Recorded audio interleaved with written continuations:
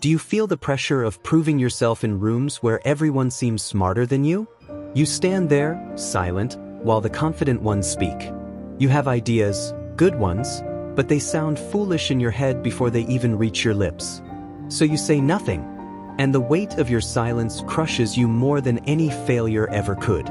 This is not a new pain. 2,000 years ago, in the court of Cao Chong, a child felt it too. The year is 208 AD. The Eastern Kingdom has sent a gift, an elephant, massive and gray, with eyes like ancient stones. It stands in the courtyard of Cao Chong's palace, and the air smells of hay and dung and nervous sweat. The beast's breathing is heavy, rhythmic, like distant thunder before rain. Around it, the greatest minds of the kingdom have gathered. Scholars, engineers, men with long beards and longer titles. They stroke their facial hair and speak in careful, measured tones about leverage and mathematics and the properties of rope. Cao Chong asks a simple question: how much does it weigh? The silence that follows is thick, oppressive. One scholar suggests building a massive scale.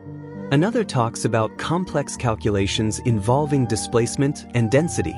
Their words sound impressive, intelligent, but beneath the language, there is nothing, just the hollow echo of men who don't actually know. And in the corner, barely noticed, stands Cao Chong, 6 years old, small enough that grown men forget he's there. He feels the familiar heat rising in his chest, the feeling of seeing something clearly while everyone else argues in darkness. But who is he to speak? He is a child in a room of masters. The boy watches. He listens. The scholars' voices grow louder, competing, each trying to sound more authoritative than the last. They are not solving the problem anymore. They are performing their intelligence, like peacocks spreading feathers. Cao Chong's hands tremble slightly. He knows the answer. It came to him immediately, clear as spring water. But the knowing sits heavy in his stomach like a stone. What if he's wrong? What if his simple idea sounds foolish next to their elaborate theories? What if they laugh? His father, the great Cao Chong, sits on his throne, waiting. The warlord's face is unreadable, carved from granite and patience. The boy feels the weight of the moment. Not the weight of the elephant, but something heavier, the weight of stepping forward when everything in you screams to stay hidden. He thinks, maybe I should wait. Maybe someone smarter will say it first. Maybe I misunderstood the problem. This is the real struggle. Not the elephant. Not the mathematics. The struggle is the voice that tells you your clarity is confusion, that your simplicity is stupidity, that your youth, your differentness, disqualifies your vision. Minutes pass like hours. The scholars are now arguing with each other, their solutions becoming more complex, more impossible. And something shifts in the boy. He realizes, they don't have the answer. They just sound like they do. Cao Chong steps forward. The room doesn't notice at first. Then, slowly the voices fade. The scholars turn. A child, walking toward the elephant. He speaks. His voice is small but steady, like a single clear note cutting through noise. Lead the elephant onto a boat. Mark where the water reaches on the side. Remove the elephant. Fill the boat with stones until the water reaches the same mark. Then weight the stones. Silence. Not the silence of confusion. The silence of recognition. The scholars' faces change. Some show embarrassment. Others wonder. His father's eyes narrow, then soften. A rare smile touches the corner of his mouth. The solution works.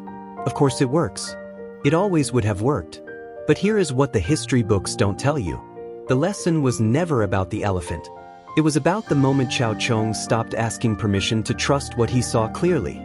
In that courtyard, with hay beneath his feet and the smell of animal musk in his nostrils, a 6-year-old boy learned what most people never learn. Wisdom is not found in complexity. It is found in the courage to speak the simple truth when everyone else is lost in elaborate lies. The weight you carry is not the problem you're trying to solve. It's the fear that your way of seeing is wrong. Tomorrow morning, you will walk into a room where people sound certain. They will use big words. They will reference frameworks and methodologies. They will speak with the confidence of those who have learned to perform knowledge rather than possess it. And you will feel small again. But remember the elephant. Remember that the scholars built imaginary scales and impossible cranes while a child saw a boat and stones. Your simplicity is not weakness. Your directness is not naivety. The world does not need another person pretending to know. It needs someone brave enough to say, "What if we just did this?" Here is what you do. When the clarity comes, and it will come, sudden and clean like a bell in fog, do not wait for permission. Do not dress it up in language that sounds impressive. Do not apologize for seeing what others missed. Speak it, simply, clearly. Let them call it foolish. Let them dismiss it because it came from you instead of someone with a title. The water will still rise. The stones will still balance. The truth will still be true. Cao Chong was 6 years old in a room of masters, and he was right. You are in your room of masters now. You already know what needs to be said. The only question is, will you say it? The elephant was weighed that day. But the boy learned to carry something lighter. The knowledge that wisdom whispers while foolishness shouts. And sometimes, the quietest voice in the room is the only one worth hearing.